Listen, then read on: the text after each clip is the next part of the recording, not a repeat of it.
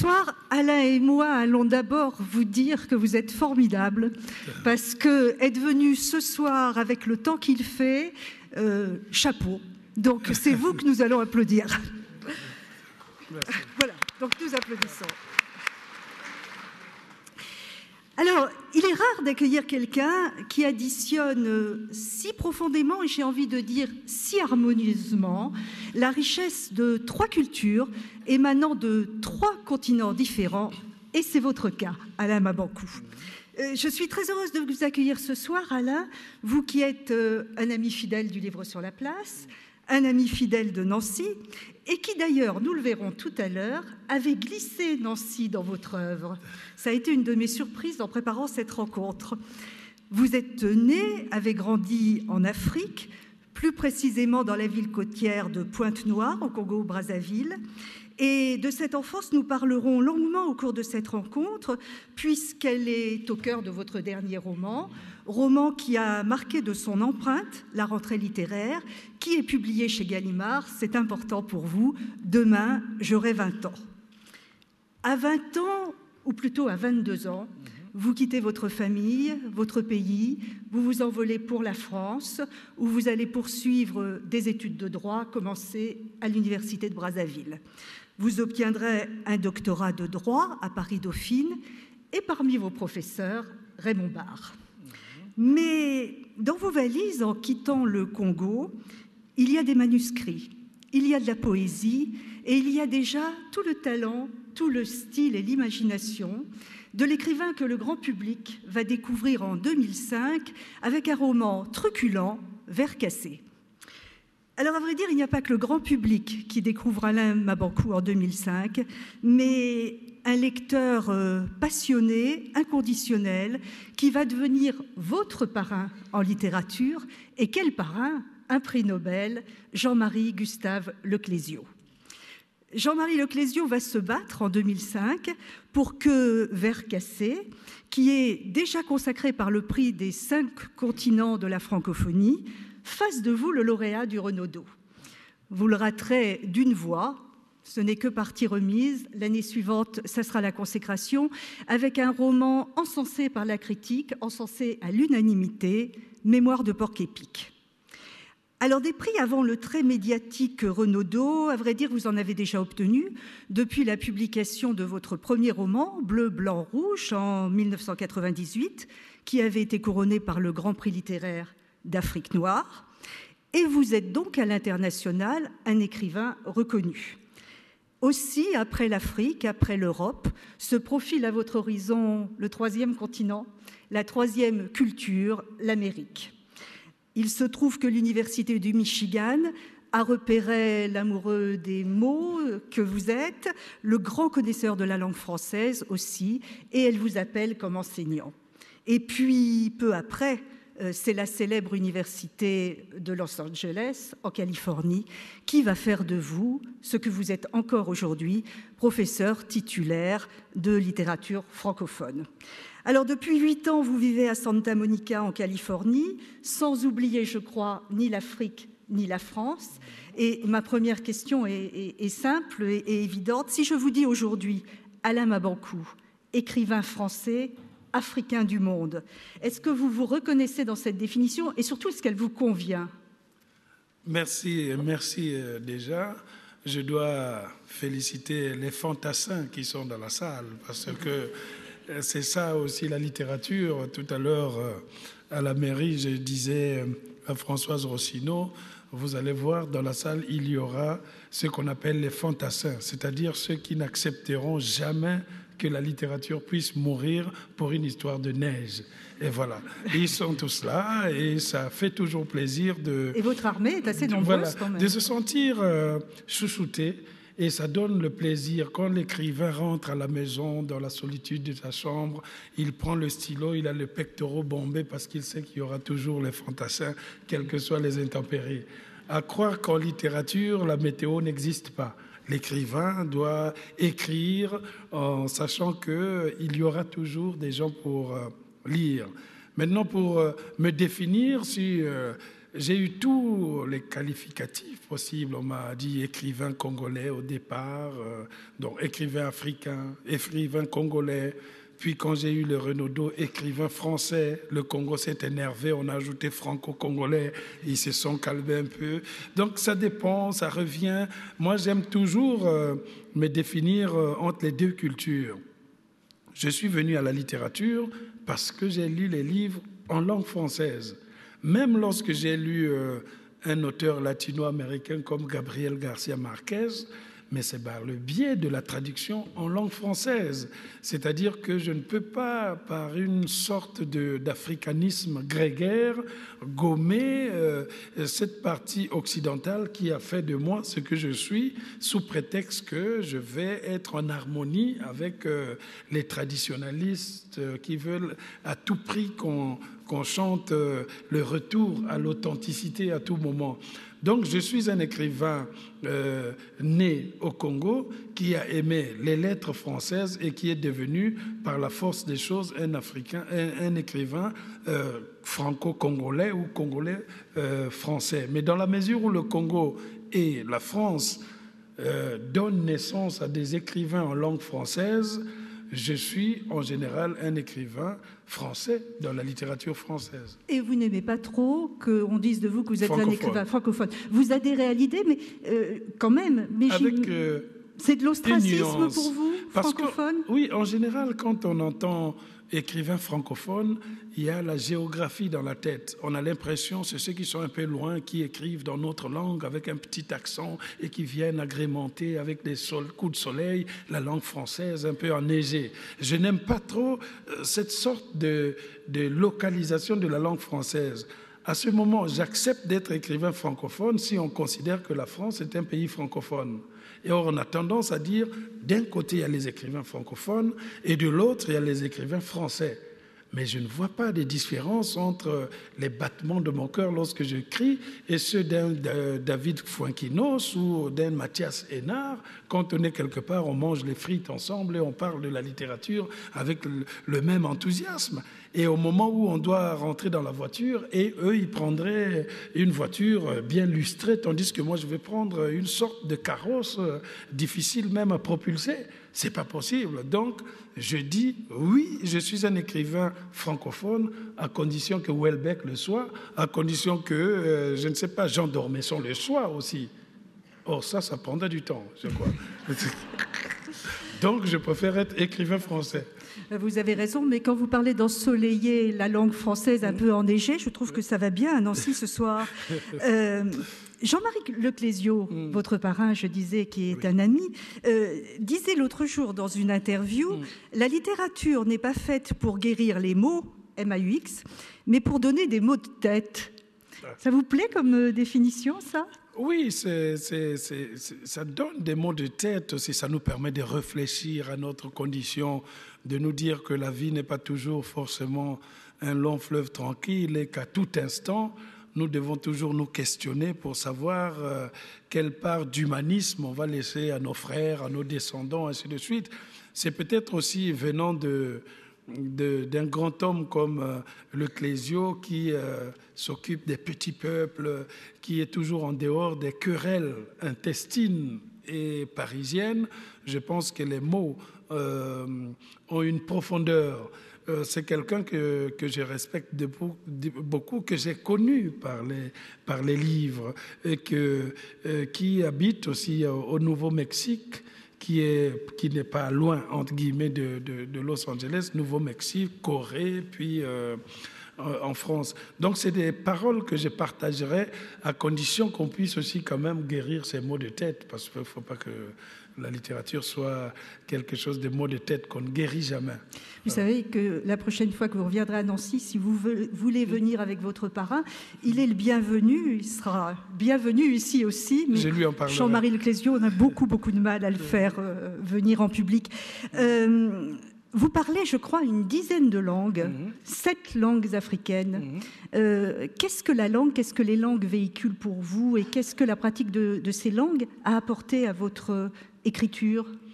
Mais la pratique de ces langues m'a permis quand même de de vérifier, par exemple, beaucoup de choses, de voir que si j'ai besoin de jouer avec l'abstraction, j'utilise la langue française, et que si je sens que dans l'abstraction de la langue française, il manque beaucoup d'images, je vais les rechercher dans les différentes langues africaines que je parle.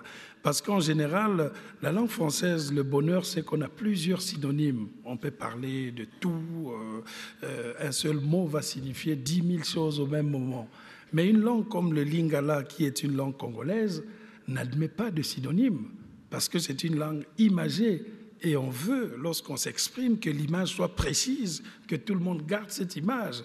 Et si vous voulez répondre à quelqu'un, il faut opposer une image et non une abstraction. C'est pour cela qu'on dit toujours qu'il est difficile de philosopher dans cette langue, mais de proposer une sagesse par les symboles, par les images. Donc, parfois, le problème de l'écrivain africain, c'est qu'il écrit dans la langue française et arrivé à un moment donné, il a beaucoup d'images dans sa langue d'origine, la langue africaine, mais il n'y a pas les mots pour les exprimer en français, et que c'est peut-être à ce moment-là que commence l'insolence de l'écrivain qui va chercher à inventer quelque chose pour peut-être aussi faire avancer la langue. De la même manière... En fait, c'est l'écrivain qui impose ses règles à la langue. Vous jouez avec la langue. Je pense qu'il faut jouer avec la langue, surtout quand on vient de plusieurs cultures. Il y a un conflit de langue, mais il y a aussi un conflit d'images. Nous, par exemple, lorsqu'on grandissait au Congo-Brazzaville, jusqu'à 6 ans, on ne parlait pas la langue française. Et à 6 ans, on vient vous réveiller, écoutez Alain, c'est fini, ces petites langues, vous allez apprendre la langue de Voltaire. Donc on prend la tenue, cahier, tout, hop, on va à l'école, on découvre l'alphabet, A, B, C, on dit bon, c'est bien tout ça, mais à quel moment ces mots, ces lettres vont se réunir pour nous donner une image. Donc on attend l'image pendant longtemps, mais on vous dit c'est A. Est-ce que vous pouvez donner une image à la lettre A? C'est difficile. Bon, on va me dire que l'autre, il a dit de la musique avant toute chose et pour cela préfère l'impair, et puis il a cité les voyelles auxquelles il a donné les couleurs. Mais nous, on découvre des lettres et on se dit que ça doit représenter quelque chose. Et il a fallu qu'on attende pendant longtemps que ces lettres se marient pour donner une image, et cette image occidentale, il faut qu'elle corresponde à la nôtre. Et on a été beaucoup déçus parce qu'on attendait parfois, on entendait un joli mot dans la langue française, on s'est dit forcément l'image va être belle. Et quand on nous montrait l'image, on était déçus, on dit tout ça pour ça. Franchement, ils ont trouvé un mot qui sonne bien, et quand on voit l'image, elle est mauvaise. Et l'écrivain africain va arriver, il va dire, bon, je vais sauver quand même le mot, il est beau, bon, j'enlève leur image, je mets mon image. Et quand vous arrivez dans la lecture, vous dites, mais c'est pas possible, comment il a écrit, on l'a roulé dans la farine de manioc. Parce que vous étiez arrêté, on roule dans la farine, mais quelle farine? À l'africain, il faut préciser, il y a le maïs, il y a la farine, il y a le manioc. Eh bien, moi, j'ajoute manioc. Voilà, par exemple. C'est comme ça aussi que pour vous, être amoureux, c'est avoir le cœur qui tombe dans l'estomac? Voilà, le cœur qui tombe dans l'estomac, comme me l'expliquait ma mère. Voilà, quand elle était amoureuse, le cœur tombait toujours dans l'estomac. Voilà. C'est le complexe amoureux version maman Pauline, ma propre mère. Et chaque fois, j'attendais que mon cœur tombe dans un estomac, mais ce n'est jamais tombé. Bah, si, une fois. Mais bon, vite, j'ai tout fait pour qu'il remonte. J'imagine que vous n'avez jamais eu envie d'écrire en anglais. Non, surtout pas. Je ne sais pas pourquoi. J'ai toujours tendance à penser que c'est dans la langue française que je peux avoir une complicité. Pourquoi? Parce que la langue française est celle qui s'est confrontée à moi historiquement. C'est-à-dire que les Français sont venus, ce n'est pas les Anglais qui sont venus au Congo-Brazzaville, ils sont venus, ils ont amené une langue, et c'est celle que parlaient les Congolais, même ceux qui ne sont pas allés à l'école. Donc du coup, lorsque j'imagine quelque chose dans la création, elle vient nécessairement dans la confrontation de mes langues avec la langue française. Donc en langue anglaise, je peux écrire des choses scientifiques. Un article sur la décadence de la littérature, je l'écrirai en anglais. Mais inventer une histoire, je l'écrirai forcément en français. Alors, vous qui êtes un styliste, qui attachez beaucoup d'importance au choix des mots, au rythme de la phrase, vous avez une écriture savoureuse. Est-ce que les phrases viennent toutes seules? Est-ce que vous travaillez beaucoup vos textes? Comment écrivez-vous? Vous faites partie de ces écrivains qui travaillent régulièrement, tous les jours à leur table? Moi, je pense, je travaille toujours parce que je travaille tous les jours et je suis resté à l'écriture artisanale. C'est-à-dire, je ne fais pas de plan. Je me dis, bon, je vais me lancer. J'entends une phrase. C'est toujours une première phrase qui arrive. Je l'écris et puis j'essaie de tourner autour comme si c'était une musique. Il faut qu'elle soit obsessionnelle et que je chante quelque chose. Parfois, elle me fait sourire ou elle me rend triste. Quand j'écrivais, par exemple, Demain j'aurai 20 ans, j'avais toujours dans la tête cette phrase qui revenait. Dans notre pays, un chef doit être chauve oui, c'est un titre et tiré avoir d'une un gros poésie. ventre. Voilà. Ouais. Donc c'est ça qui me revenait. Je dis, mais pourquoi je pense à cette phrase? Dans notre pays, un chef doit être chauve et avoir un gros ventre. Et à ce moment, j'ai commencé à me dire, mais mon oncle, il n'était pas chauve, il n'avait pas de gros ventre, mais il était chef. Et la phrase a continué à tourner et ça a donné le premier chapitre du livre. Et le titre, parfois, j'ai écrit un livre pendant longtemps, jusqu'à 200 pages, je ne sais pas quel titre je vais prendre. Et au fur et à mesure, ça commence à se préciser. Donc, en réalité, je fais le plan. Ce n'est pas votre éditeur après. qui vous a imposé le titre? Non, celui-là, non. On m'a imposé un titre, suggéré un titre. Je crois que c'était justement Vers cassé. À l'époque, donc le personnage de Vers cassé, c'est Vers cassé, comme dirait Monsieur de la Palisse. Et j'ai écrit le livre, j'avais donné le titre Le Crédit à voyager, qui est le titre du nom du bar. Donc, qui était une sorte de jeu entre Voyage au bout de la nuit et Mort à crédit de Céline. Céline, un de vos grands écrivains. Voilà. Après, il me dit, mais écoutez, quand on lit le livre, c'est vrai que le personnage s'appelle Vers cassé et qu'il récopie la vie de tout le monde. Mais à la fin, c'est pour aboutir à raconter sa propre vie, à mettre en exergue sa vie par rapport à celle des autres. Et on voit le déchirement de ce pauvre Vers cassé. Mais pourquoi ne donnerez-vous pas le titre de Vers cassé à votre livre? Ça serait plus simple et ça rendrait justice à un personnage comme celui-là. Alors tout de suite, le réflexe de l'auteur, ah non, jamais, le Crédit à voyager, c'est un titre abouti, il n'y a pas de problème. Et je suis allé à la maison, après, je réalisais le manuscrit, je dis, et si elle avait raison? Pourquoi je vais m'obstiner puisqu'elle a lu de manière autonome, ainsi de suite. Et en plus, je me dis, c'est très bien puisque Vers cassé, c'est à la fois le nom de ce personnage, c'est aussi le nom de la chanson Vers cassé que j'aimais quand j'étais petit. Je rendrai à la fois hommage à ce personnage et à ce musicien qui est Lutumba. Et puis je me dis, en plus, ça fait poésie. Quand on entend Vers cassé, c'est comme si je cassais la langue dans la versification. Je dis, après j'ai appelé, on peut toujours changer le titre. Je dis, oui, bon, on prend Vers cassé. Et voilà comment est né un titre en discussion. Alors, quand j'étais petit, avez-vous dit, on va arriver à votre enfance. Ce besoin, cette envie d'écrire remonte à votre enfance? Oui, ça remonte à l'enfance. Vous avez rêvé de devenir écrivain? Non, parce que moi je pensais que les écrivains n'existaient pas, qu'ils étaient morts, parce que chaque fois qu'on lisait, on finissait les récitations, c'est toujours les Victor Hugo, les Charles Péguy. Donc pour moi, ce n'est pas des gens qui existaient. Donc ce n'était pas un travail.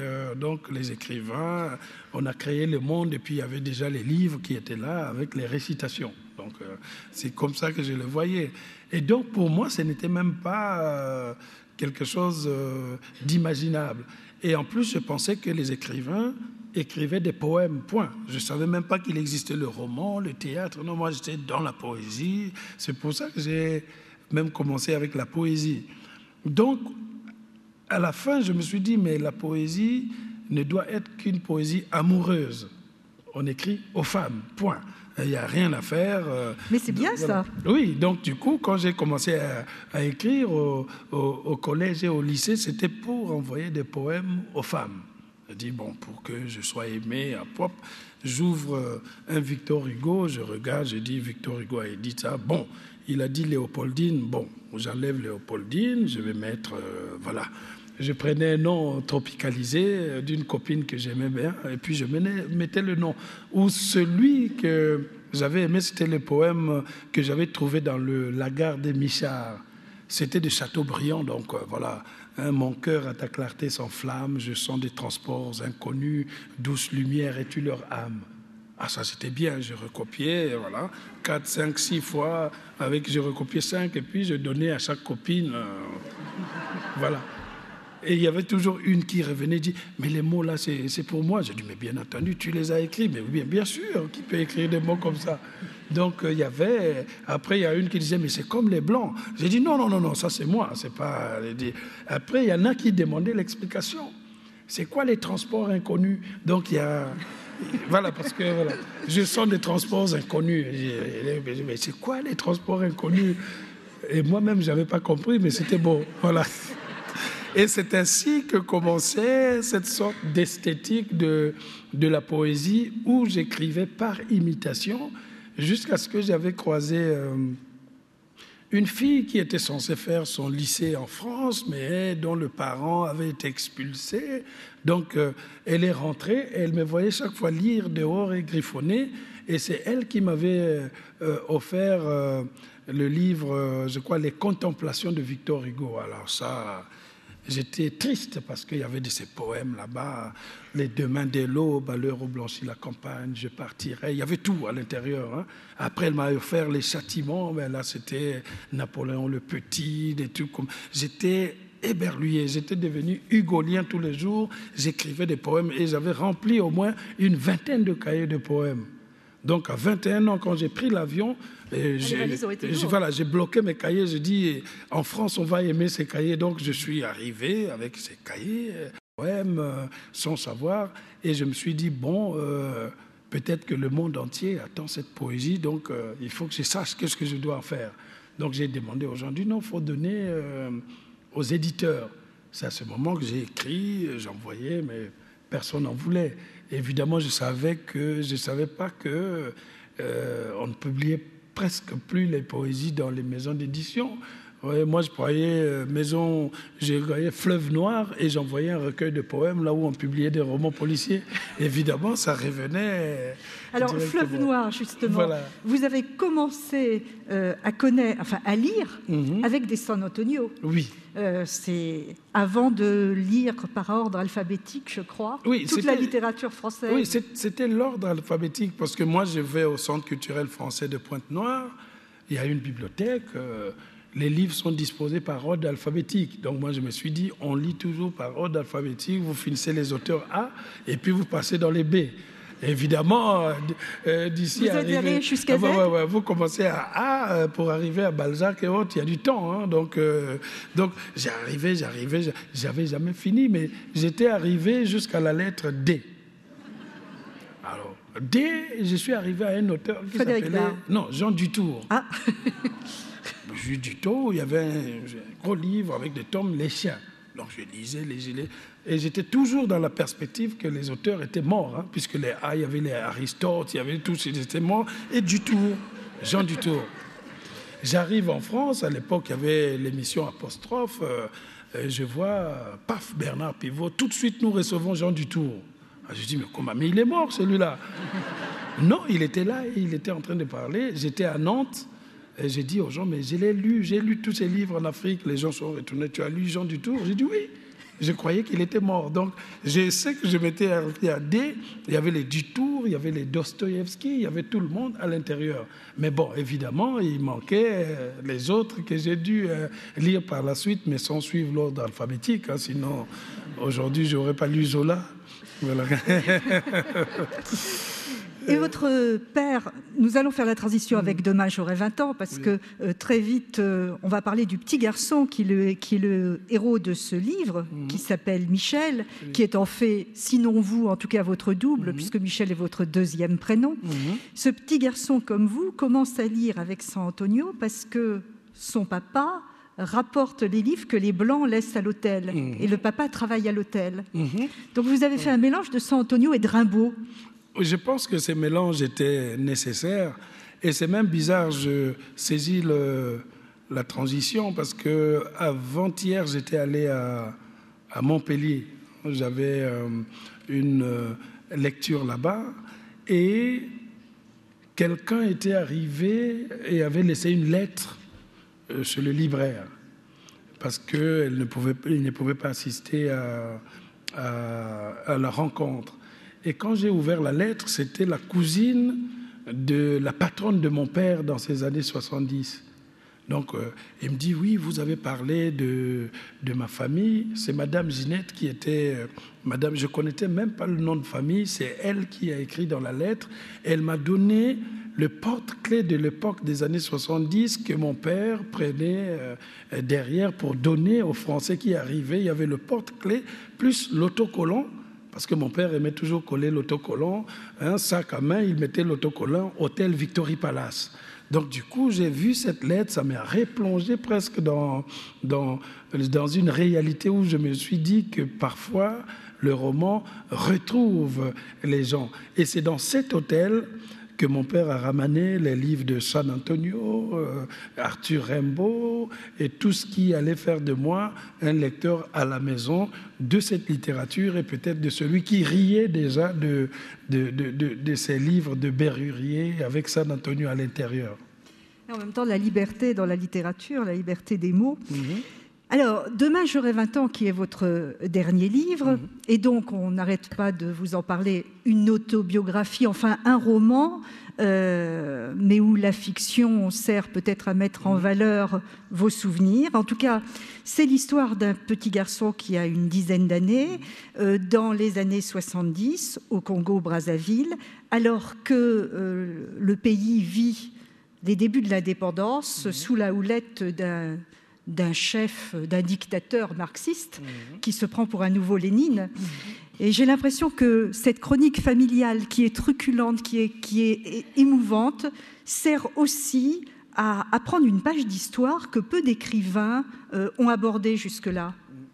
Je voulais aussi inscrire la vie quotidienne dans mon roman, c'est-à-dire lorsqu'on parle les Africains, on écrit, c'est souvent on attend de nous qu'on écrive les guerres civiles, qu'on écrive les enfants soldats, qu'on explique une situation des mythes et ainsi de suite. Mais là, je voulais parler de la vie quotidienne et j'ai trouvé que les années 70-80 étaient absentes dans cette littérature, alors que c'est à cette époque que les nations africaines se sont forgées, tentées de chercher une identité. Et elles ont embrassé le communisme, d'autres ont embrassé l'authenticité, comme Mobutu au Zaïre, qui a dit on ne doit plus porter la cravate parce que ça symbolise la dépendance à l'Occident. Donc il s'est fait des costumes en peau de léopard ou je ne sais pas dans quel sens. Donc je voulais mettre des gens simples, une famille simple, enfin compliqué quand même, puisque c'est une famille où il y a 2 femmes, donc polygamique. Oui, voilà. Mais pour nous, c'était une famille simple. Donc on mettait une famille simple qui vivait au jour le jour avec un enfant d'une dizaine d'années qui regarde ses adultes et qui avale la connaissance de ses adultes parce qu'il se retrouve dans un monde où, même si on a 10 ans, il faut faire comme si on était grand, sinon les éléphants risquent de vous piétiner. Voilà. Alors, c'est très drôle et en même temps, c'est une critique. En tout cas, on regarde le régime de l'époque et on se rend compte que les enfants devaient apprendre les discours des chefs, devaient réciter à l'école tous les discours du dictateur. C'est vrai? Vous avez vraiment fait ça? Ah oui, on a récité les discours du président de la République. D'ailleurs, c'était dans le coup l'immortel Marien Ngouabi. Il y a même un discours que j'ai mis là-bas pour la naissance du Parti congolais du travail, où il fallait... C'était un vrai bourrage de crâne. Ah oui, c'était un vrai bourrage de crâne, puisqu'on ne comprenait pas les termes qui étaient à l'intérieur. Et nous devrions aussi apprendre ce qui était dans le Capital de Karl Marx. Pourtant, on avait une dizaine d'années, mais on prenait des extraits, on disait, écoutez, prenez ça, on ne sait jamais, ça servira un jour. Et nous, hop, on avalait cela.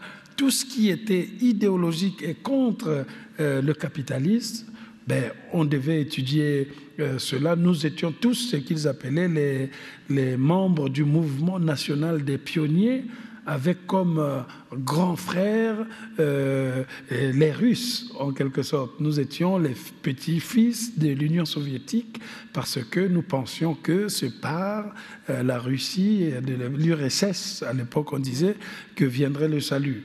Donc c'était une connaissance de bourrage de crâne. Nous étions tous destinés à aller faire les études en Union soviétique. Donc beaucoup y allaient, et puis les Russes arrivaient. Moi, j'ai appris le russe en seconde, première et terminale, que j'ai parlé pendant un moment avant d'oublier et d'en garder que les rudiments. On avait les manuels, on lisait tout, on était préparé pour la grande révolution, qui ne s'est pas faite malheureusement. Voilà. Heureusement. Voilà. Et entre dictature du prolétariat et opium du peuple, oui. Le petit Michel va déjeuner chez son oncle, et devant lui, à chaque repas, il y a la photo de Lénine, voilà. À côté de celle de Marx, et puis celle de Victor Hugo, qui disparaît un jour. Qui disparaît un jour parce que mon oncle, lui, il était le communiste pur, disait-il. Mais seulement dans son communisme, on s'étonnait, il avait des belles voitures qu'il changeait tous les 6 mois parce qu'il travaillait dans la compagnie française, la CFAO, qui était la compagnie concessionnaire, donc qui ramenait les Renault. Donc lui, il les changeait tous les 6 mois, il avait la plus belle maison du quartier, il avait pris le soin de bien la barricader, bien enfermer, avec un chien méchant. Donc interdiction d'entrer dans sa parcelle.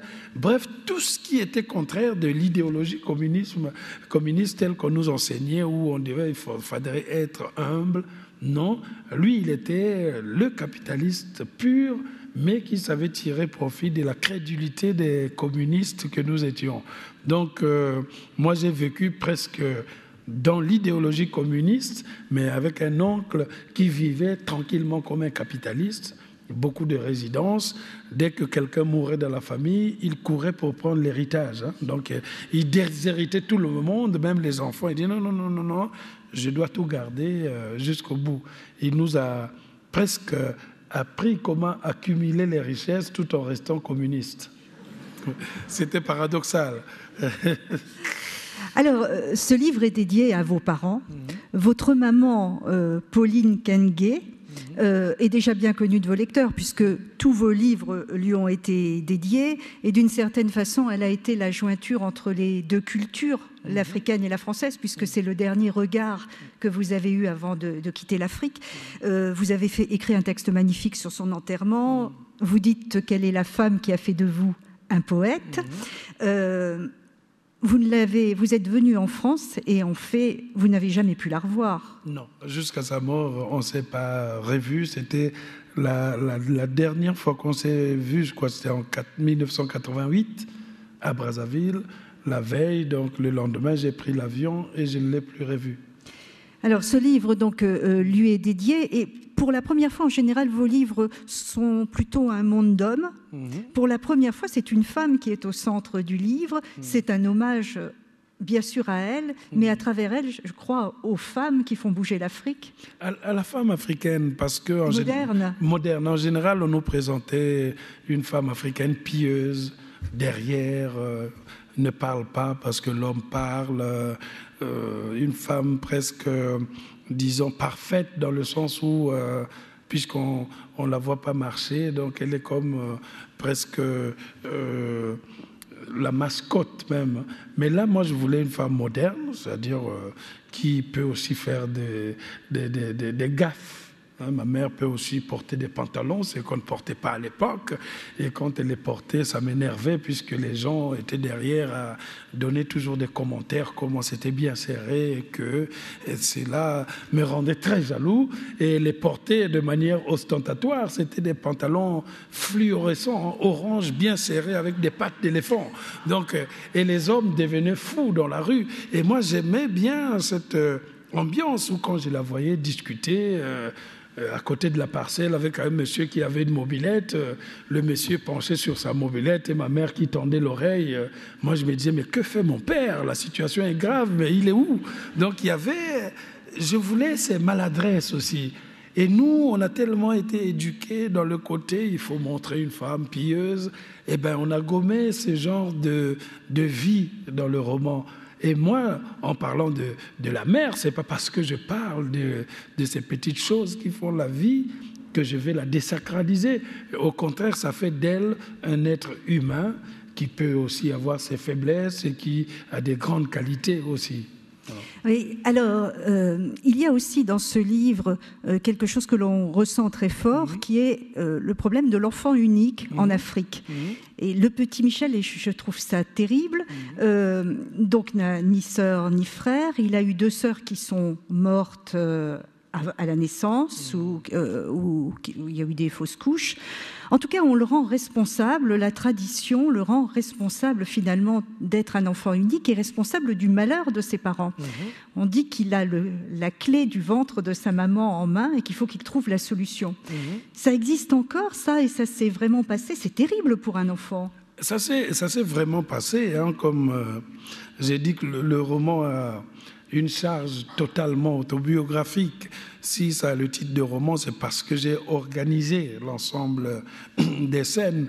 C'est-à-dire, lorsque j'étais enfant, puisque je suis fils unique, après moi, ma mère n'a pas pu avoir des enfants. Mais il fallait donc trouver pourquoi elle n'a pas eu d'enfants, pourquoi elle n'arrive pas à avoir d'enfants. On a essayé les médecins, comme on voit dans les livres, on a vu tel médecin, ma mère dit non, ce médecin-là n'arrive pas parce que c'est un Congolais, c'est un noir comme nous, il est jaloux de moi. Bon, on va chercher, c'est un blanc, et puis on va voir le blanc aussi n'arrive pas, et on se dit, il faut aller chez les sorciers. Mais le sorcier, c'est quelqu'un, il est content puisqu'il gouverne les esprits. Donc quand les parents arrivent, on dit, bon voilà, c'est quoi le problème? Mais j'arrive pas à avoir un enfant, je voudrais un enfant, de préférence une fille. Puisque l'obsession de ma mère, elle est, j'ai déjà un garçon, ça suffit, il faut une fille. Donc il arrive, bon, le sorcier, il regarde, il dit, ben, écoutez, Pauline, Roger, la situation est grave. Mais quelle est-elle? Non, mais vous savez, le problème, c'est pas Pauline, c'est l'enfant là. L'enfant que vous avez. Puisque moi, je ne suis pas là. Les deux, ils sont allés avec mon père. Il dit, le problème, c'est le petit Michel. Il ne veut pas d'avoir quelqu'un d'autre à côté pour rester seul. Et en plus, mieux encore, quand il est venu au monde, vous savez, la clé là, pour ouvrir la porte pour que les enfants sortent et viennent au monde, oui, mais Michel l'a prise et il l'a cachée quelque part. Donc, pendant tout le livre...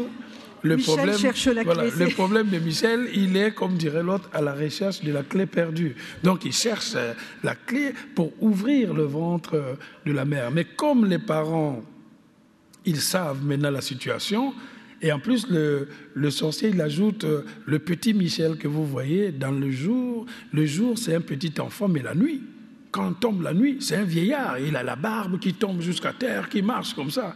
Donc les pauvres parents, quand ils arrivent à jouer la jouer, il faut le supplier, lui donner beaucoup de cadeaux, lui dire de voir la situation. Donc du jour au lendemain, je me retrouvais avec les montagnes de jouets. Je ne comprenais pas. Je dis, mais dis donc, Noël est passé il y a longtemps. Je ne comprends pas, qu'est-ce qui ne va pas? Et puis tu joues avec tes trucs, les parents, tous les deux, ils veulent faire comme les petits-enfants aussi. Et puis ils te rappellent, mais Michel, il faut penser à nous aussi. Hein. Mais penser à quoi? Voilà, il ne comprendra jamais. Et le jour où il apprendra de quoi il s'agit par les voisins, c'est à ce moment qu'il va à la recherche d'une clé. Peut-être que ça pourrait les libérer. Voilà. Alors ça, on ne le sait pas à la fin du livre, on n'a pas encore la réponse. Il y a un objet important aussi dans ce livre, parce que c'est la fenêtre ouverte sur le monde. Votre père rapporte un soir une radiocassette à la maison. Et cette radio, c'est la voix de l'Amérique, donc c'est une voix différente de la voix officielle. Et finalement, l'Afrique regarde le monde à travers cette radio. Oui, l'Afrique regardait le monde à travers la radio. La première fois qu'on a eu d'abord la radiocassette, on était étonnés. C'était le synonyme de la richesse. Vous voyez, vous avez quelque chose, vous posez, vous écoutez la radio, vous écoutez la musique. Et ma mère, c'était la première fois qu'elle voyait ça. Mon père l'a ramené, non pas, mon père avait 2 maisons. L'autre maison, elle avait... La première femme, voilà, oui. La première femme, maman Martine, avec 7-8 enfants, qui étaient mes frères, mais on n'avait aucun lien sanguin, puisque moi j'avais été adopté, et eux, ils étaient entre guillemets, les vrais enfants de papa Roger. Donc pour cacher sa radiocassette, il préférait l'amener là où il y avait l'enfant unique, donc au moins on sait que s'il y a un problème, c'est toi le responsable, là-bas ils sont 7. Et donc, il amène, le premier jour, il était obligé de se saouler pour nous expliquer comment ça fonctionnait. Et il y avait une seule cassette, c'était la cassette que nous avait remise ce blanc-là auprès de mon arbre de Georges Brassens. Qui va avoir une grande importance dans votre vie. Première fois, on appuie, donc ma mère et moi, on est là, on regarde comment ça marche, puis on sort la cassette, on met là, et on appuie, on écoute la grosse voix qui commence à chanter, à pleurer, voilà, je vivais heureux, et ma mère qui écoute, dubitative, mon père qui commençait à bouger de la tête. Moi, j'étais là, je dis, mais est-ce que je prends la position de ma mère en restant aux aguets, ou bien je dois bouger comme mon père? Mon père me regarde, et puis je commence à danser, ma mère me fait ça, et puis je reste calme. Donc, il fallait rester dans les deux. Et à la fin, je commençais à me dire, mais pourquoi ce monsieur, il est en train de pleurer un arbre? On en a à foison, au Congo-Brazzaville, il y a trop d'arbres. Et voilà un blanc, le pauvre, il est en train de pleurer son arbre qu'il n'aurait jamais dû quitter. Il faut faire quelque chose. Donc il y avait quelques... Voilà. J'ai dit peut-être que là-bas en Europe, il manque les arbres. Où je me dis, alors c'est peut-être un message caché derrière. C'est à partir de ce moment que j'ai commencé à regarder de très près le texte et de ramener à la maison un ami pour qu'on décortique, parce qu'il y avait deux mots qui nous gênaient à l'intérieur, c'était alter ego et puis saligo. Mon alter ego, saligo, on se disait, mais alter ego, c'est quoi?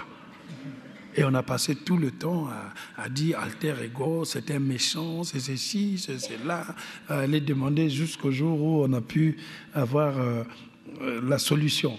Mais c'est une chanson qui m'a marqué pendant longtemps et qui s'est retrouvée dans plusieurs livres, Brassens, d'Anvers. Votre recueil de poésie s'appelle « Tant que les arbres s'enracineront dans la terre ». Voilà. Les arbres vous ont beaucoup accompagné dans la poésie. Les arbres, dans la poésie, mais les arbres ont été toujours présents, parce que l'arbre, c'est tout. On a les racines pour s'enraciner dans la terre, la sève qui symbolise quand même le sang et peut-être la vie même. Hein. Quand vous blessez un arbre, le lendemain, vous sentirez que l'arbre a été aussi blessé par cette sève qui s'est coagulée quelque part. Et puis, voilà, les branches, comme les mains tendues pour vous donner une sorte d'affection. Et puis les feuilles. Ça disparaît, ça revient, le vent les emporte, mais il y a toujours là une sorte de renaissance. Donc l'arbre, c'est une fascination. Je pourrais même dire merci à Georges Brassens d'avoir chanté auprès de mon arbre. Et vous avez, il faut le dire, vous venez de recevoir, pour Demain j'aurai 20 ans, le prix Georges Brassens, qui doit beaucoup vous toucher, qui est un prix qui récompense un livre qui touche l'univers du poète, par sa liberté de ton, par son univers. Muriel Barbery l'avait obtenu, Marie Nimier l'a obtenu, et je pense que c'est des prix qui vous touche, oui, qui vous fait plaisir. Ça m'a fait plaisir. Après, j'avais lu dans le Figaro, il y a un membre du jury qui avait dit « Ouais, c'est injuste, il avait écrit ce livre pour avoir le prix Georges Brassens. » Donc moi, ça m'a fait rire. Je dis « Ah bon ?» Je ne savais pas, mais parce que moi, j'ai toujours parlé de Georges Brassens depuis mon premier roman. C'est-à-dire que c'est pour moi le symbole même de mon attachement à la langue. Il y a une force dans les chansons de cet auteur. Je ne savais même pas qu'il existait un prix pour Georges Brassens.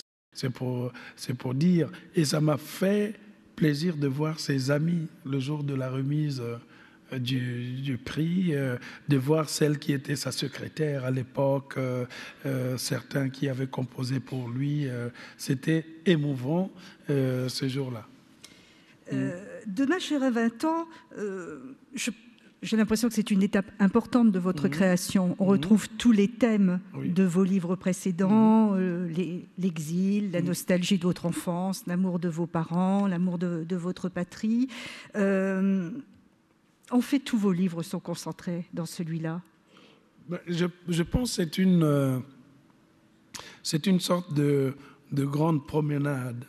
Après avoir écrit quelques romans, je ne sais pas pourquoi celui-ci s'est imposé comme... C'est le 8e. C'est le 8e. Je ne sais pas dans la numérologie ce que symbolise le chiffre 8, mais il s'est imposé. Quand je l'écrivais, j'avais l'impression de revisiter certains de mes propres livres et peut-être même de donner des petites clés puisque ma vie est une histoire de clés perdues. J'ai donné des petites clés au lecteur. J'ai dit, faites attention, si vous vous perdez, reprenez cette clé et allez ouvrir tel tiroir. Et vous retrouverez ici la genèse de tel livre, la genèse de tel autre. Et puis, c'était aussi pour revoir mes parents que je n'ai pas revus. C'est un livre pour eux. Je crois que... Il y a une dette, une forme de dette intergénérationnelle. J'ai l'impression qu'après avoir écrit ça pour eux, si je fais quelques sauts à l'élastique sans pour autant avoir des filets en bas, je serais presque tenté de me dire tant mieux. Puisque si je rêve quelque chose, si j'ai des ombres qui m'embrouillent, j'ai dit écoutez, allez-y, vous êtes dans tel livre, ça vous va. Il faut payer ses dettes. Est-ce que vous diriez aujourd'hui que ce roman, qui est pour Michel une quête de bonheur, est-ce que votre petit héros, est-ce que vous avez été un enfant heureux? Ah oui, j'étais un enfant heureux. Un enfant aimé, oui. Un enfant aimé, un enfant heureux. C'est pour ça que je suis hostile quand je lis certains livres qui font la surenchère sur voilà, j'étais petit, on me pinçait les mollets, parfois on me faisait passer des aiguilles. Non, j'aime pas la surenchère en littérature. Il faut jamais avoir honte d'avoir été heureux lorsqu'on était petit. C'est pas parce qu'on a eu 2 fessées, 4 fessées, qu'on vous a fait ceci que 3 mauvais souvenirs vont venir en quelque sorte gaspiller le bonheur qu'on avait. Moi, j'avais une mère qui était belle, gentille, dont j'étais fier. J'avais un père qui n'était pas mon père biologique, mais qui m'a donné le sens de la définition de la paternité. Rien que par le regard, je sentais que celui-là, cet homme-là, voudrait que je réussisse dans la vie. Et c'est pour lui que j'allais au-devant, que je faisais tout pour réussir, même s'il n'a pas vu ce que j'ai fait par la suite. Et puis autour, c'est vrai, mon oncle était un peu capitaliste, mais bon, c'est pas grave, ça me permettait, quand il avait le dos tourné, d'aller voler dans son frigidaire et puis de ramener aux prolétaires qui étaient dehors. Et puis nous mangeons avec joie. Et puis il y avait cette vie aussi, la chemise ouverte, les tongs, on marchait le long de la route, un peu goudronnée, comme on disait, pour aller à la pêche. Avec cette petite phrase, je sais que j'arriverai là où je veux arriver. Vous êtes arrivé là où vous vouliez arriver? Je pense qu'on est toujours en train de marcher quelque part. Je pense que cette enfance, si j'avais à la revivre, je voudrais que ça soit la même. Je ne voudrais pas qu'on enlève les personnages, les mauvaises choses. C'est tout ça qui fait le bonheur. Mais quand je fais le bilan de cette enfance, je dis que c'est quand même une enfance heureuse, parce que j'aurais peut-être vécu pire si ce n'était pas celle-là. Avoir une mère qui vous aime, avoir un toit, manger ne fût-ce que, même si ce n'était pas avec des élans gargantuesques, mais on mangeait quand même bien, on était là, on s'asseyait, on était répus au pied de son arbre, on vivait heureux. Voilà. Alors, Demain je rêve à temps, l'enfance d'Alain Mabanckou est donc publiée chez Gallimard dans la prestigieuse collection blanche, celle de Céline, de Proust, de Leclésio, de Modiano, de tous vos héros, en fait. Vous en avez rêvé de cette collection, et j'imagine que c'est un sens à votre œuvre aujourd'hui, d'être un auteur Gallimard. Je pense qu'il faut déghettoiser la littérature, ne pas faire des catalogues en disant que africain, vous devez publier ici ou là. C'est dans la conception que j'ai de la littérature. Lorsqu'on écrit dans la langue française et que ce n'est pas une traduction, il faut écrire là et publier là où se fait cette littérature, et non aller dans une sorte de compartiment où ça ne ferait qu'aggraver les préjugés qu'on a de la littérature. La littérature ne devrait pas avoir de couleur, elle devait avoir de tempérament. Les écrivains sont des gens qui ont du tempérament. J'ai besoin de lire des auteurs récalcitrants comme les Houellebecq, des auteurs très envoûtants et très merveilleux comme D'Ormesson, mais en même temps aussi des jeunes loups comme les Fuenquinos, comme les Martin Page, et pourquoi pas comme les Rwandais Gilbert Gatoré ou des jeunes Camerounaises comme Léonora Miano. C'est ça qui fait la force de la littérature en langue française. Il faut qu'on mette toutes les turbulences pour l'exporter avec fierté à l'étranger. Quand ça arrive, on a tous les tempéraments dans cette littérature. Oui, et justement, on dit qu'un écrivain africain doit être utile à son pays. Est-ce qu'en écrivant, vous voulez porter la voix du Congo au monde? Ou est-ce que ce n'est pas votre préoccupation?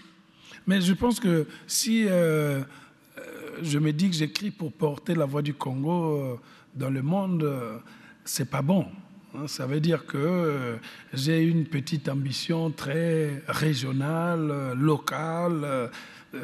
On embrasse quand même une langue française qui a une histoire de 5 continents. Les gens ont tendance à croire que la langue française, c'est le bord de la Seine. Non. Pendant que nous parlons ici, les Québécois, ils peuvent publier des livres là-bas, avoir des maisons d'édition, vendre 200 000 livres sans même qu'on les voit en France. Or, si on se limite à cela, ce n'est pas bon. Quand on écrit, il faut se dire, il faut que la littérature soit tentaculaire. On entre dans une langue pour être l'ambassadeur presque de cette langue. Or, cette langue est parlée dans 5 continents, et c'est dans ces 5 continents qu'il faut aller la défendre, pas seulement défendre les couleurs, parce que un écrivain ne doit pas se juger par sa nationalité. Il doit se juger par la force de l'univers qu'il apporte dans une langue. Alors, ambassadeur de la langue française, lorsque l'on est comme vous, enseignant dans une grande université américaine, on en est un, et un prestigieux. On dit de vous que vous êtes le professeur de littérature française le plus cool de Californie. C'est vrai d'abord? Le plus cool, bon, parfois il m'arrive de donner des mauvaises notes, mais bon, on ne sait jamais. Le plus cool parce que j'enseigne ce que je veux, et je n'aime pas qu'on m'impose les choses à enseigner. C'est-à-dire que si je vais enseigner le même jour Camara Lai, qui est un auteur guinéen, qui a écrit L'Enfant Noir, et que je vais l'enseigner avec Albert Cohen, qui a écrit le livre de ma mère, on ne viendra pas me dire « S'il vous plaît, vous êtes obligé d'enseigner les Africains ». Donc je l'enseigne dans ce sens.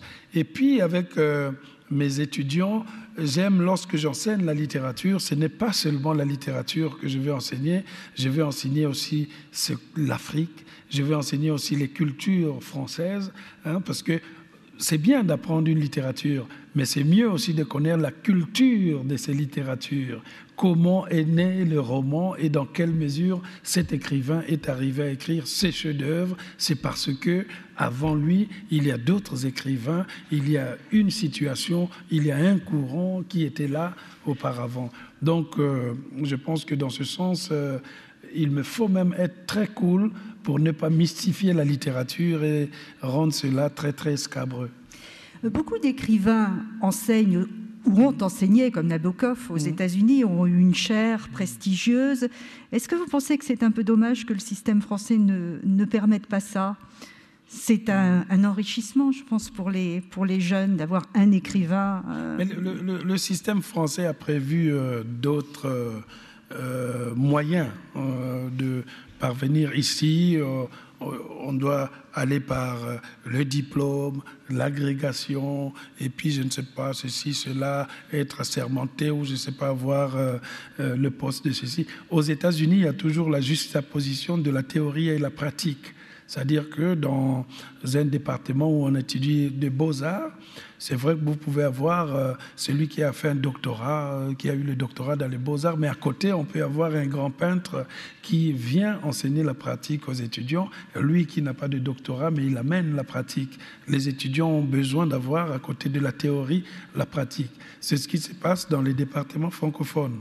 On a des docteurs qui ont étudié Marcel Proust de A à Z, qui ne dorment que sur ça, qui ont écrit des pavés là-dessus. Et à côté, il y a des écrivains qui viennent apporter l'écriture créative, qui viennent expliquer l'enthousiasme de la lecture. Mélangé à cela, ça donne une écriture originale qui fait qu'aujourd'hui, il y a des écrivains qui sont profs comme les Toni Morrison, les Édouard Glissant, Maryse Condé et beaucoup d'autres. En France, par exemple, Derrida n'a pas pu avoir une serre parce qu'il n'était pas dans le système tel quel. Mais aux États-Unis, Derrida, c'était un dieu.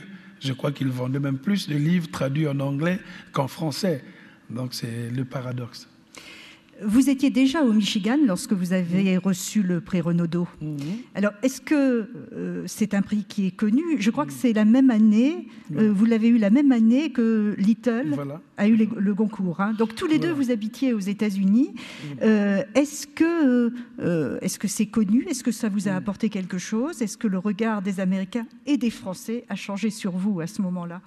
Je pense que la chance que j'avais, c'est que Jonathan Littell étant d'origine américaine et que les Américains... Il vivait en Espagne. Voilà. Et que les Américains, bon, on donne le Goncourt, ils s'en foutent presque, hein, c'est pas le Booker Prize, mais c'était quand même un Américain qui l'avait eu, donc du coup, ben, ils avaient fait l'ouverture de leur New York Times sur le prix en France, donc on avait mis le Renaudot et le Jonathan Littell, donc on était en photo en première page. Résultat de course, moi j'étais au Michigan et j'étais allé une semaine pour faire un cours juste pour Los Angeles.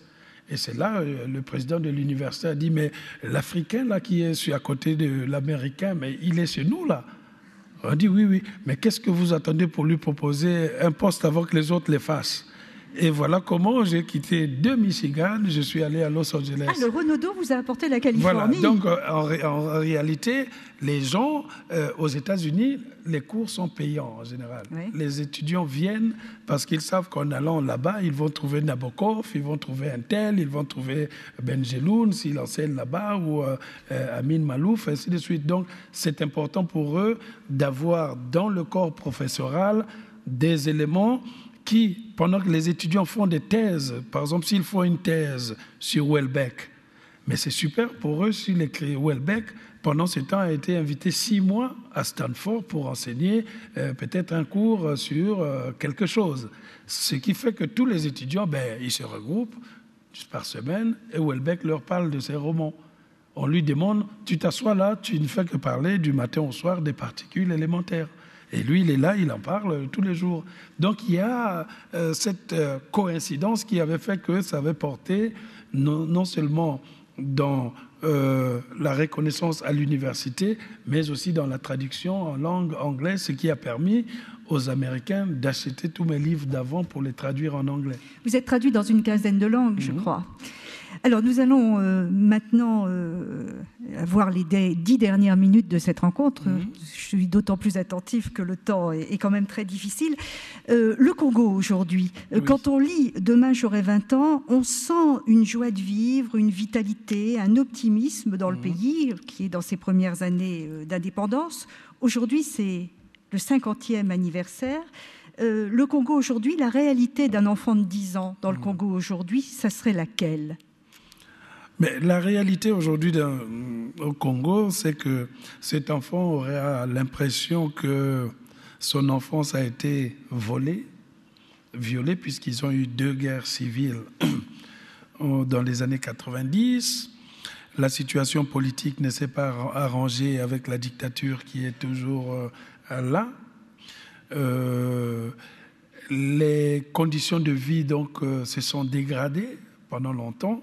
L'école, il y a eu des années blanches, comme ils appellent, 2 ans sans aller à l'école, alors qu'à notre époque, quand on avait 10, 12, 13 ans, la scolarité était obligatoire. Le Congo était le pays le plus scolarisé de l'Afrique centrale, pratiquement même de l'Afrique francophone. On avait un taux de scolarité à 98%. Si vous n'allez pas à l'école, on amenait vos parents en prison. Hein, donc quand la police arrivait, c'est quoi cet enfant qui traîne dans les rues? Il est dans quelle classe? Non, vous allez d'abord en prison. Donc tout cela n'existant plus, donc c'est presque une sorte d'enfance volée. Et aujourd'hui, les gens ne songent plus qu'à aller ailleurs pour réussir, ce qui n'est pas toujours le gage de la réussite. Parfois, il faut d'abord commencer à savoir ce qu'on est chez soi, prendre ce qui est essentiel, et lorsqu'on va aller ailleurs pour avoir quelque chose à apporter et peut-être aussi apprendre. Mais lorsqu'on n'a pas su ce qu'on est dans son propre pays et qu'on va ailleurs, parfois on se retrouve comme une feuille morte au gré du vent. Est-ce qu'il existe toujours cette forme de bienveillance collective qu'on sent autour des enfants? On sent que les adultes partout dans la ville veillent un peu sur les enfants. C'est encore d'actualité, ça, ou aujourd'hui on est entré dans une Afrique beaucoup plus moderne et anonyme, finalement? Mais le visage de l'Afrique a changé. On a vu des choses qu'on n'avait jamais vues pour nous à l'époque. L'enfance est devenue guerrière. Vous avez vu toute cette littérature sur les enfants soldats au Libéria, Côte d'Ivoire. Kourouma a écrit sur 2 livres. Allah n'est pas obligé. Quand on refuse, on dit non. Moi, j'ai traduit un livre qui s'appelle Bête sans patrie. Donc, il montre une enfance qui est devenue belliqueuse, mais par la faute des adultes. Parce que l'enfant ne naît pas en disant « bonjour, je suis né, je vais être soldat ». C'est parce que les adultes, pour essayer d'avoir l'avantage sur l'autre, quand ils souillent ce que Modiano appellerait les vestiaires de l'enfance. Donc ils viennent, ils souillent tout et puis on n'a plus d'enfance. C'est des adultes, ils ont l'arme. Au lieu de savoir réciter les poèmes de Victor Hugo, ils savent seulement comment le bruit de la Kalachnikov résonne. Donc je pense que à ce titre, il y a beaucoup de choses à faire, une pédagogie peut-être à orienter là-dessus et à mobiliser beaucoup de gens pour que l'enfance reste l'enfance. Vous avez prononcé le nom d'Amadou Kourouma, le soleil des indépendances. On vous a souvent comparé à lui, il est ivoirien. Je ne peux pas finir cette rencontre sans vous demander votre commentaire sur la situation aujourd'hui en Côte d'Ivoire, quitter un petit peu la littérature pour l'actualité. Vous êtes très, très concerné par la Côte d'Ivoire. Quelle est votre position aujourd'hui, votre réflexion? Je pense en tant qu'Africain, je suis très concerné. Tous les jours, quand je suis arrivé, la première chose, je suis allé à l'hôtel, je suis allé mettre BFM pour voir, parce que ce n'est pas toujours évident. Le spectacle qu'on donne aujourd'hui de l'Afrique, c'est toujours ça. C'est désespérant pour la démocratie. Voilà. Au lieu de montrer quelque chose de positif, les gens vont retenir... Voilà, deux personnes qui sont en train de se battre pour un fauteuil. Il y a un qui s'accroche, je veux dire Laurent Gbagbo, qui n'a pas accepté le jeu électoral et qui refuse, alors que ça fait 10 ans qu'il est là. 10 ans, ça va. Quand on a gouverné 10 ans, ayons la sagesse de nous retirer et peut-être qu'on a la chance de revenir un peu plus tard. Non, il ne veut pas céder, il veut plonger l'Afrique dans le chaos pour qu'on donne toujours de nous la définition des barbares dans ce sens. Je pense que quand il y a une élection comme celle-là, on a eu la chance de montrer au monde que les Africains pouvaient faire des élections qui marcheraient et la transition se ferait démocratiquement.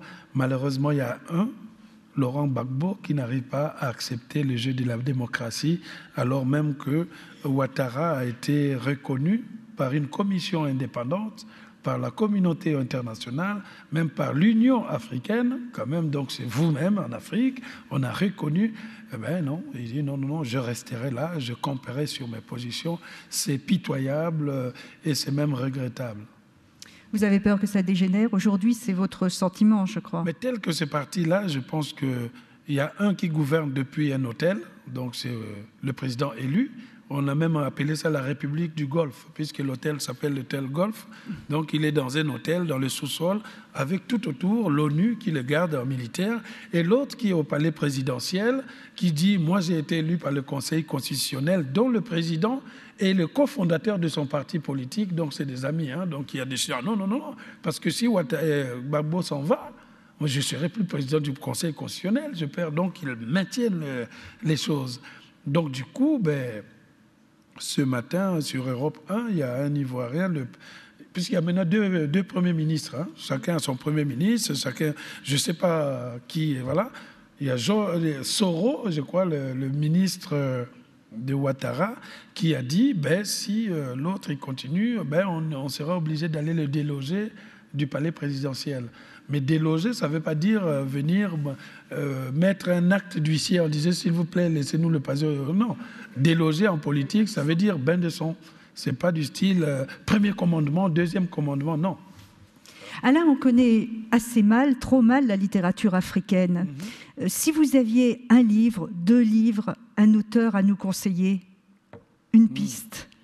Mais chaque fois, je dis toujours à mes amis qui n'ont pas lu L'Enfant Noir, de commencer par L'Enfant Noir de Camara Laye, que je défends depuis des années. C'est l'Afrique traditionnelle. Dont j'ai fait la préface de la réédition en 2008 chez Plomb, parce que c'est un livre libre, indépendant, hors du cri, hein, parce que c'est publié dans les années 50, au moment où l'Afrique est dans la colonisation, pendant que les autres passent le temps à crier, à houspiller, à écrire seulement « les Blancs ont fait ceci, les Blancs… » Voilà quelqu'un qui décide de parler de son enfance, qui parle de ses traditions et qui parle de son voyage qu'il va faire en France et qui arrive justement en France et qui va travailler pendant longtemps dans une usine ici à je crois, Renault. Donc c'est un livre comme une introduction à la littérature africaine du côté francophone. Maintenant, il y a un qu'il faut lire aussi du côté anglophone, c'est L'ivrogne dans la brousse, d'Amos Tutuola, je crois. Voilà, L'ivrogne dans la brousse, qui est, à mon avis, le livre le plus déjanté de la littérature africaine. Voilà quelqu'un qui a décidé d'écrire dans un langage pourri, hein, et ça a été un livre écrit en anglais et traduit par Queneau. À l'époque, les Français, ils lisent ça, ils disent « Mais quoi ?» On pensait que Queneau avait écrit sous pseudonyme. Jusqu'à ce qu'on a vu, non, c'était un Africain, Nigérian qui l'avait écrit.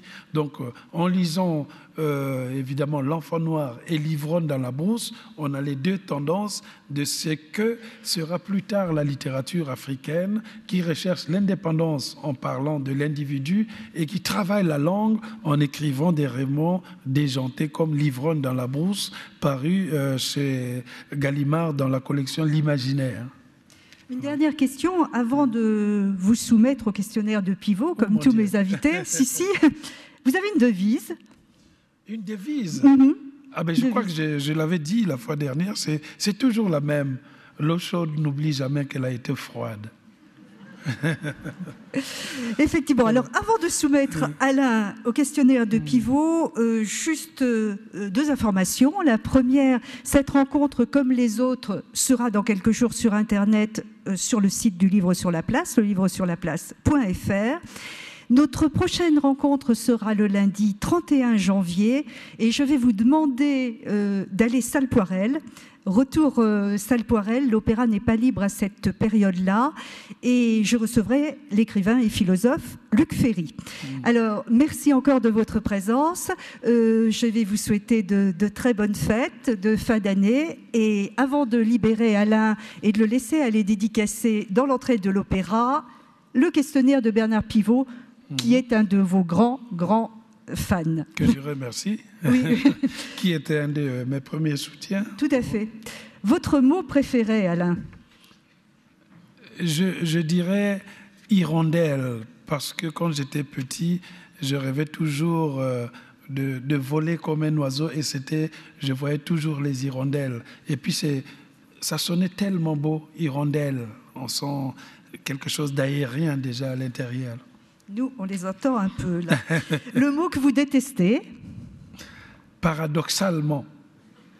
Je ne sais pas pourquoi. C'est par ce mot que j'ai commencé à détester les adverbes.